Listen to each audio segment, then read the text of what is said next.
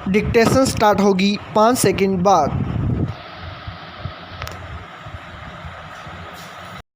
Yes, Bharat की पराधीनता का प्रमुख कारण देश के राजाओं का आपसी संघर्ष, एकता की कमी तथा जातिवाद से उपजा सामाजिक वैमनस्य रहा, जिसके चलते हमने सैकड़ों वर्षों की गुलामी का दंश झेला।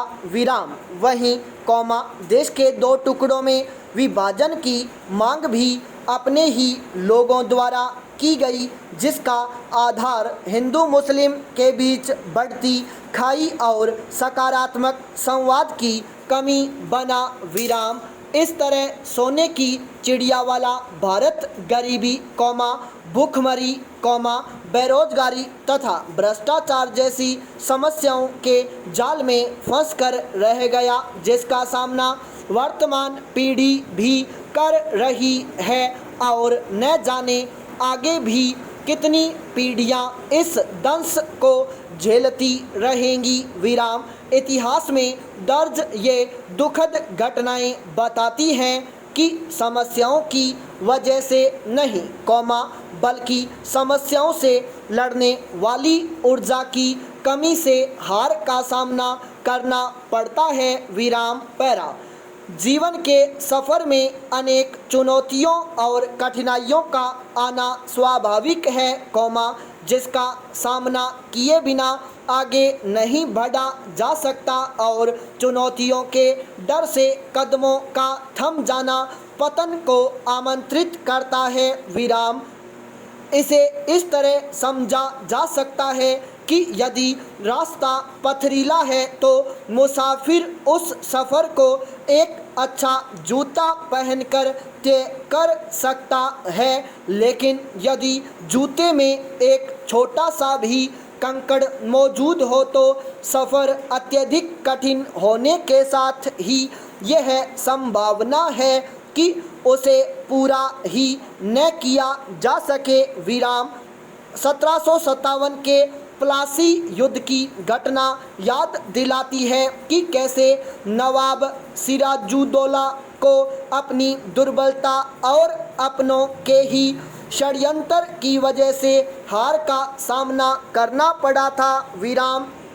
वर्तमान में संपूर्ण मानव जाति कई समस्याओं से ग्रस्त है। काफ़ी लंबे समय से ऐसा महसूस किया जा रहा है कि वैश्विक स्तर पर वर्तमान में सबसे बड़ी समस्या पर्यावरण से जुड़ी हुई है।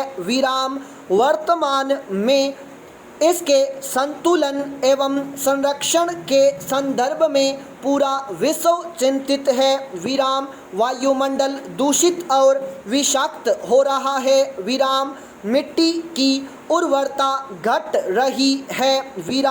बाढ़, भूस्खलन और भूकंप प्रतिवर्ष तबाही मचा रहे हैं। इससे मनुष्य की आर्थिक, सामाजिक, सांस्कृतिक समृद्धि के भविष्य पर अनेक प्रश्न चिन्ह उभर रहे हैं। पर्यावरण चिंता की घनघोर निराशाओं के बीच एक बड़ा प्रश्न है कि कहाँ खो गया वह मानव जो स्वयं को कटवाकर भी वृक्षों को काटे जाने से रोकता था, जिसके लिए जल की एक बूंद भी जीवन जितनी कीमती थी और जो पशु पक्षियों को खदेड़ कर अपनी बस्तियां बनाने का बोना स्वार्थ नहीं पालता था। आज मानव की बढ़ती भौतिकतावादी प्रवृत्ति ने प्रकृति में असंतुलन उत्पन्न किया है। स्वयं के प्रति मानव की संवेदनहीनता और स्वार्थी चेतना को देखकर प्रकृति ने विद्रोह छेड़ दिया है। परिणाम स्वरूप बार बार भूकंप, चक्रवात, बाढ़, सूखा, अकाल जैसे हालात देखने को मिल रहे हैं। यह कहा जा सकता है कि स्वार्थी और सुविधा भोगी मानव प्रकृति से दूर होता जा रहा है।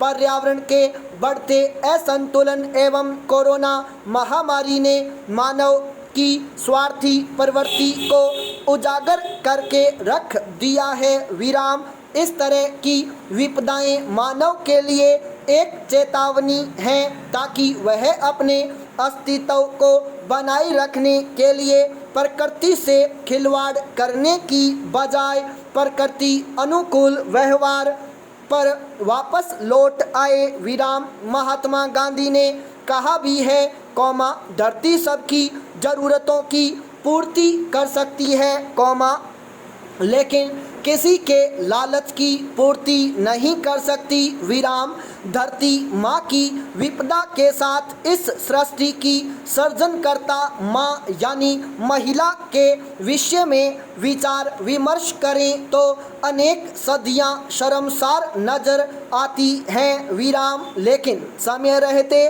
जिन सभ्यताओं ने महिलाओं के हक अधिकार को लेकर सजगता दिखाई, उन्होंने न केवल आर्थिक स्तर पर नए प्रतिमान स्थापित किए बल्कि नैतिक प्रतिमानों को पुनर्स्थापित करने में भी अपनी अग्रणी भूमिका अदा की है। विराम पैरा आज भी दुनिया के अनेक हिस्सों में महिलाएं वर्षों से चली आ रही कुंठित पितृसत्तात्मक मानसिकता से लड़ रही हैं। विराम पितृसत्तात्मक समाज में महिलाओं को जन्म से ही ऐसे संस्कार सिखाए जाते हैं जिसमें वे आगे चलकर अपने जीवन में एक अच्छी व कुशल गृहिणी बनकर घर के सारे काम काज करने के साथ ही बड़ों से लेकर बच्चों तक की सेवा में अपनी बेहतर भूमिका अदा कर सके। विराम इसी के चलते अपार संभावनाओं से युक्त महिलाएं अपनी सृजनात्मकता को साकार रूप नहीं दे पाती और स्वयं को घर की चार दीवारी के भीतर ही सीमित कर लेती हैं। विराम परिणाम स्वरूप समाज में महिलाओं को पुरुषों के पैरों की जूती समझने जैसी शर्मनाक धारणाएं अपना पैर पसारती आई है। विराम सदियों से इसका खामियाजा पूरी मानव जाति ने भुगता है। विराम महिलाओं की क्षमता के दमन का ही नतीजा है कि नेतृत्वकारी भूमिका में आते आते उसे सदियां लग गई और आज भी कई जगहों पर महिलाएं अपने अधिकारों के लिए जदोजहद कर रही हैं। विराम जहां एक और एशिया, यूरोप और अमेरिका जैसे महाद्वीपों में महिलाओं ने नेतृत्वकारी भूमिका निभाकर लैंगिक समानता व बराबरी जैसे नैतिक मूल्यों को आगे बढ़ाया है, वहीं दूसरी ओर अफ्रीका व अरब के अधिकांश देशों में इसकी कमी देखी जा सकती है। विराम यह इस बात की ओर इशारा करता है कि नैतिक मूल्यों को ताक पर रखकर किया गया आर्थिक विकास सतत नहीं माना जा सकता। विराम किसी भी समाज में महिलाओं की उपेक्षा जहाज के उस सुराख की तरह है जिसे ठीक किए बिना जहाज रूपी तंत्र की सुरक्षा की गारंटी नहीं दी जा सकती। विराम पैरा इतना ही नहीं, खराब मानसिकता व्यक्ति को गर्त में धकेलती है। विराम ऐसी कुंठित मानसिकता दूसरों को नुकसान पहुंचाने के साथ साथ स्वयं के विकास को भी अवरुद्ध कर देती है, जिसमें व्यक्ति अपने से विपरीत विचारों को सुनने से भी परहेज करने लगता है, फिर वे चाहे कितने ही कल्याणकारी क्यों न हों।